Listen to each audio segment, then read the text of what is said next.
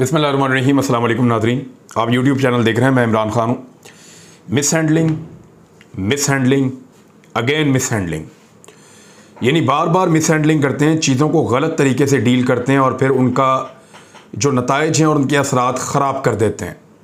यही इम्पोर्टेड हुकूमत की गलती है, यही उन लोगों की गलती है जो अपने आप को बहुत ताकतवर समझते हैं। पहले मिस एडवेंचर किया, लाकर एक भानमती का कुंभा बैठा दिया, एक ऐसी हुकूमत बना दी पाकिस्तान में जिसमें एक पार्टी की दूसरी पार्टी से शक्ल ही नहीं मिलती। एक एक्सट्रीम राइटिस्ट हैं, एक लेफ्टिस्ट हैं, एक कहाँ से उठाए कहाँ से, सबकी मजबूरियां इकट्ठी की और इकट्ठी करके दो वोटों के ऊपर 172 बंदे चाहिए तो 174 बंदों के ऊपर एक हुकूमत बना दी और एक अच्छी खासी चलती हुई हुकूमत गिरा दी। अब जो लोग मिलकर बैठकर रोटी नहीं खा सकते, जिनकी आपस में कोई बातचीत नहीं मिलती, वो लोग मिलकर पाकिस्तान को चलाएंगे। पाकिस्तान का यही होना था जो हो रहा है। मिस एडवेंचर था, मिस कैलकुलेशन थी और एक और मिस्टेक हो गई। और इस मर्तबा दोबारा से ये शहबाज गिल वाले को भी मिस हैंडल किया जा रहा है। शहबाज गिल वाले मामले पे इमरान खान साहब खुद डिफेंसिव होकर ये कह चुके हैं कि उसका एक जुमला गलत था, उसको वो नहीं बोलना चाहिए था। पाकिस्तान तहरीक इंसाफ ने उस एक जुमले से अपने आप को अलग रखा। ये बहुत बड़ी कामयाबी हो सकती थी। इंपोर्टेड सरकार की तो चलें, इसमें और बहुत सारी लालच है कि दबाओ, तंग करो, हालात को इतना ख़राब करो कि इलेक्शन ना हो। वो तो चाहते ही नहीं कि पाकिस्तान इंतखाबात की तरफ जाए, हालात को ख़राब करना चाहते हैं। लेकिन वो जो ताकतवर हल्के हैं, जिन्हें ये लगता था कि यहाँ पे पाकिस्तान तहरीक इंसाफ को थोड़ा एहसास करना चाहिए या दूसरे तबकात को थोड़ा सा इस मामले के ऊपर डीपली इसको देखना चाहिए, तो जब उन्होंने देख लिया था तो इसका फ़ायदा उठाना चाहिए था। जैसा कि कुछ दिनों पहले मैंने आपको कहा कि जब हेलीकॉप्टर वाला इंसिडेंट हुआ तो पूरा पाकिस्तान एक पेज पे आ गया था। पहली मरतबा ऐसा हुआ कि DGISPR ने कोई ट्वीट किया और लोगों ने उसके नीचे तनकीदी जवाबात नहीं दिए। पहली मरतबा ऐसा हुआ कि DGISPR के ट्वीट के नीचे लोग अफसोस का, दुख का, रंज का और यकजहती का इजहार कर रहे थे। और ये मैं 4 माह की तारीख में आपको बता रहा हूँ, उससे पहले तो बहुत हालात ठीक थे। जब से पाकिस्तान में रिजीम चेंज हुआ उसके बाद से अब तक जो DGISPR है वो जब भी कोई ट्वीट करते थे तो नीचे लोग मायूब बातें लिखते थे। इससे फ़ायदा उठाया जाना चाहिए था, लोग जुड़ रहे थे। यानी एक अफसोसनाक वाक़या हुआ, एक हादसा हुआ, लेकिन लोगों ने प्यार और मोहब्बत का इजहार किया था। ज़्यादा लोगों ने, वो 2 4 6 लोग, हर जगह पे कोई ना कोई ऐसे लोग मौजूद होते हैं जो कोई ना कोई ऐसी घटिया हरकत कर देते हैं, लेकिन उनको हाईलाइट नहीं करना चाहिए था, बल्कि इसको एक लोगों के साथ कुर्बत का जरिया बनाया जा सकता था। लेकिन दोबारा से वहाँ पे मिस कैलकुलेट किया गया। मुझे लगता है कि वो चीज़ें मिस जज हुई और एक और गलती हुई कि दोबारा उसको एक बहुत बड़ा इशू बना के अननोन से लोगों को एक बहुत बड़ा महाज खड़ा कर दिया गया। वज़ीर दिफा पाकिस्तान का कह रहा है कि इंडिया ने और PTI ने मिलकर प्लान किया था। वैसे इस वज़ीर दिफा की मैं किस बात पे यकीन करूं? ये जब अमेरिका में जाते हैं तो वह कहते हैं कि इमरान खान कट्टर इस्लामिस्ट आदमी है, इस्लामी उसूलों के मुताबिक चलता है और वो इस्लामी नज़रियात का हामी है। जब यही शख्स पाकिस्तान में आता तो कहता है वो यहूदियों का एजेंट है, वो तो मगरब के उसूलों पे चलता है। वहाँ ये बंदा कुछ और कह के आता है, यहाँ पे आके ये बंदा कुछ और कहता है। तो हर जगह वक्त और माहौल की मुनासबत से इसका स्टेटमेंट चेंज हो जाता है। एक दिन ये बंदा खड़ा होकर कहता है कि पाकिस्तान की फ़ौज ने आज तक कोई जंग नहीं जीती, ये फ़ौज अपने डिफेंस बजट के चक्कर में कौम की हड्डियों के ऊपर से गोश्त तक निचोड़ के खा गई। इस किस्म की बातें करता है एक दिन। बाद में ये कहता है जी मेरी फ़ौज सबसे अच्छी है और मैं अपनी फ़ौज के ऊपर तनकीद बर्दाश्त नहीं कर सकता। फिर ये कहता है कि PTI और इंडिया मिलकर प्रोपेगेंडा कर रहे हैं। तो ये कोई काबिल ज़िक्र आदमी नहीं है, वो बात हमेशा इसी तरीके से करता है। उसको अब क्या कहें। शहबाज गिल वाले मामले को मिस हैंडल इस तरह किया गया कि अब ऐसा दिखाई देता है कि जो लोग ये समझ रहे थे कि शहबाज गिल ने एक जुमला गलत बोला है और उसके ऊपर वो अपोलोजाइज कर सकता है, जैसे कि इससे पहले शीरी मज़ारी की बेटी ने किया और केस ख़त्म हो गया, वो भी कर सकता था और केस ख़त्म हो सकता था, बाकियों के लिए एक मिसाल भी बन जाती। लेकिन हुआ क्या, उसी शहबाज गिल पर इतना टॉर्चर किया गया, इतनी बदतमीजी की गई, उसके साथ उसकी हालत गैर हो गई कि अब उसको वापस हीरो बना दिया। अब लोग एक और बात पूछ रहे हैं कि यार क्या शहबाज गिल पहला आदमी है जिसने ये बात की है, या ये अकेला आदमी है जिसने ये बात की है? और भाई जिन बाकी लोगों ने ये बात की है वो कितने सारे, जिन बाकी लोगों ने इससे ज्यादा जहर फैलाया वो कितने सारे? वो सारे अपने अपने घरों में, अपने अपने दफ्तर में, अपने अपने महकमों के अंदर, अपने अपने हुकूमतों के अंदर मौजे कर रहे हैं। उस अकेले को पकड़ के पीएचडी डॉक्टर को जलीलो ख्वार करके रख दिया है, मार मार के उसका सत्यानाश कर दिया। हाशिम डोगर साहब के आप ये स्टेटमेंट्स जरा सुने जो उन्होंने कहा है। ये मोहम्मद हाशिम डोगर होम मिनिस्टर हैं पंजाब के। वो ये कहते हैं कि सबको इल्म है कि शहबाज गिल को इस्लामाबाद पुलिस की निगरानी में शदीद तशद्दुद का निशाना बनाया था। पहले 3 दिन में हालत बेहतर हो गई थी, यानी जब पुलिस ने बहुत तशद्दुद किया, वापस वो पुलिस से वो जेल में गए तो उनकी कुछ तबीयत बेहतर हो गई थी, हालत कुछ बेहतर हुई थी, मगर वो अभी तक शदीद डिप्रेशन का शिकार थे। जब उनको पता चला कि उनको दोबारा पुलिस की तहवील में दिया जा रहा है तो उनकी हालत तशवीशनाक हो गई थी। उनको एक्चुअली शहबाज गिल को जो लोग जानते हैं उनको पता है उनको अस्थमा का प्रॉब्लम है, उनको सांस उखड़ने का इशू हो जाता है और उनको मल्टीपल कुछ डिजीज़ हैं, प्रॉब्लम्स हैं। क्योंकि मैंने कई मरतबा उनसे बात करते हुए महसूस किया तो मैंने उनसे पूछा तो वो एक्चुअली इमरान खान के साथ ज़्यादा लंबी वॉक भी उस तरह से नहीं करते और अपनी एक्टिविटीज़ में वो आदमी दिमागी काम तो बहुत ज़्यादा करता है लेकिन फिज़िकल एक्टिविटीज़ उसकी ना होने के बराबर है। बल्कि मैंने 1-2 दफ़ा बातचीत हो रही थी तो मैंने और दोस्तों को भी मैं कहता हूँ कि यार कोई अपना फिज़िकल ट्रेनिंग किया करें आप। तो शहबाज गिल को भी मैंने 1-2 दफ़ा ये बात की थी, बाकी दोस्तों की तरह। कोई दोस्त अमल करते हैं, कोई नहीं भी करते। तो बहरहाल उसको प्रॉब्लम तो है शहबाज गिल को, और वो प्रॉब्लम ऐसी सूरत हाल में बढ़ जाता है। फिर कर्नल साहब मजीद कह रहे हैं, होम मिनिस्टर पंजाब के, जब पंजाब पुलिस ने जेल डॉक्टर की हदायत की रोशनी में उसको नज़दीकी अस्पताल शिफ्ट करने की कोशिश की तो इस्लामाबाद पुलिस ने मुकम्मल बदमाशी करते हुए रेंजर्स की ज़ेरे निगरानी इस्लामाबाद शिफ्ट कर दिया। यानी वो ज़बरदस्ती उधर को ले गए जहां उसकी जान को शदीद खतरा है। मेरी मुअज़्ज़िज़ आला अदालतों से इंसानी हकूक़ की खातिर मुदाखलत की अपील है। ये तो आ गया गवर्नमेंट ऑफ पंजाब का मौक़िफ़। अब इसमें जो है चौधरी फवाद हुसैन साहब क्या कह रहे हैं, साबिक वफाकी वज़ीर इत्तलात इमरान खान साहब के करीबी साथी हैं। वो ये कह रहे हैं कि शहबाज गिल को जेल से अगवा किया गया, अपनी मर्जी के बोर्ड से मर्जी के सर्टिफिकेट हासिल करना कौन से कानून में लिखा है? ये जब बोर्ड बन रहा था पिम्स के अंदर, तवक्को यही थी कि शहबाज गिल क्योंकि बीमार है बकौल पंजाब गवर्नमेंट के और जेल के हमले के, और जेल वालों ने जब उसका चेक किया पल्स को, ब्लड प्रेशर जब चेक किया तो ब्लड प्रेशर लो था, जो ऑक्सीजन लेवल था वो लो था। अच्छा, ये जो ऑक्सीजन लेवल लो हो जाता है ना, ये नॉर्मली ऑक्सीजन लेवल लो उस वक्त होता है जब आपको कोरोना वायरस के अंदर हम ये लगाते हैं ऑक्सीमीटर।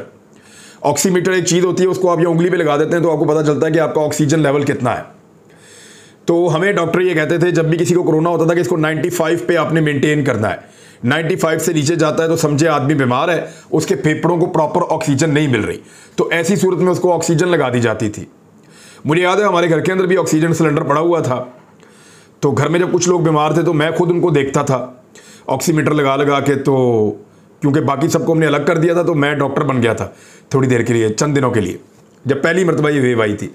तो वो ऑक्सीजन के सिलेंडर थे हमारे पास, तो मैं ऑक्सीजन लगा देता था जिसकी भी ऑक्सीजन लेवल डाउन होती थी तो उसको वो हम 95 पे मेंटेन करने की कोशिश करते थे। तो शहबाज गिल की वो कुछ 80 समथिंग है, वो 85 से भी कम है, तो ये बहुत तशवीशनाक सूरत हाल है और इसको बहुत ख़तरनाक सूरत हाल कहते हैं। फिर इसमें ऑक्सीजन आपको लगातार देनी पड़ती है, ये बड़ा अनफॉर्चुनेट है शहबाज गिल के साथ जो हो रहा है।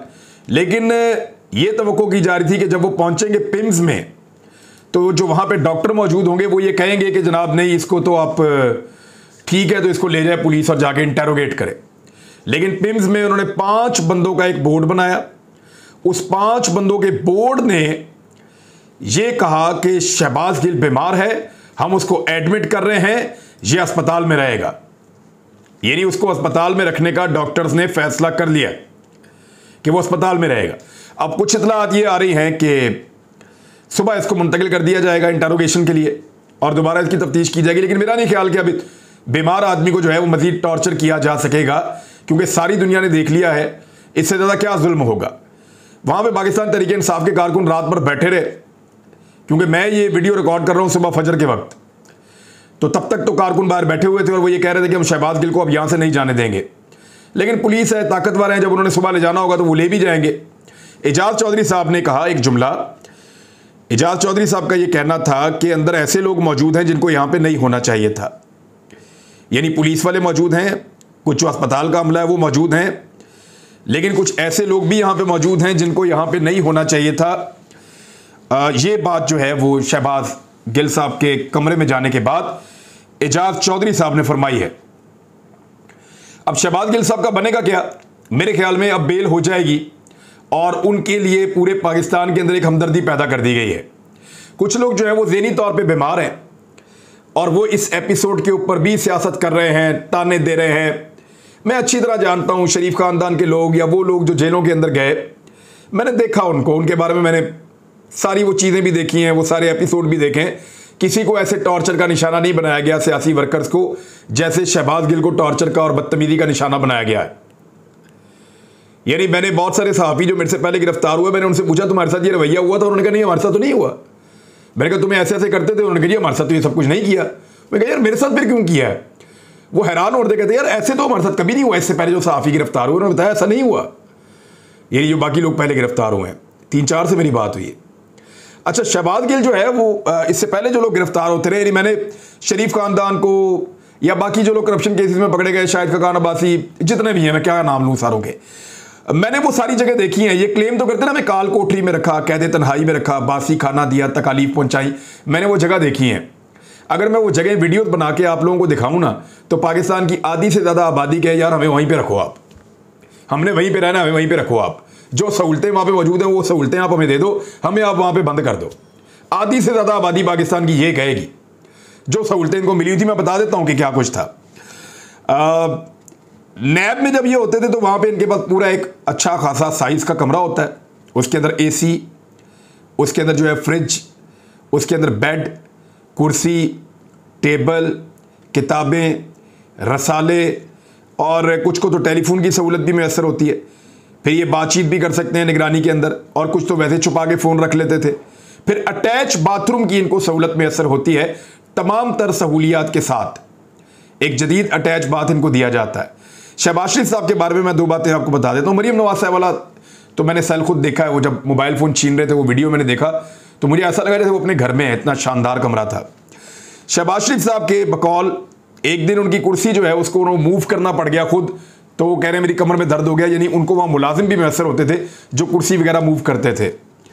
दूसरा, एक दिन शहबाज शरीफ साहब ने अपने बाथरूम की सारी जो वायरिंग है वो उखड़वा दी थी इस चक्कर में कि इसके अंदर देखो कोई कैमरा तो नहीं लगा हुआ, तो वहाँ पर भी इनकी अच्छी खासी चलती थी। इन्होंने कहा जी मुझे शक है इसमें कैमरा है, तो उन्होंने इनको यकीन दिलाने के लिए सारी वायरिंग उखाड़ के दोबारा नई वायरिंग करवा के सामने दिखाई दी कि मियाँ साहब देखें कुछ नहीं है यहाँ पे। तो इस तरह से इनकी वहाँ चलती थी और बाकायदा ये धमकियाँ देते थे इन्वेस्टिगेशन के अंदर। मैं जानता हूँ और जिन लोगों ने देखी वो सब जानते हैं, वो गवाही देंगे।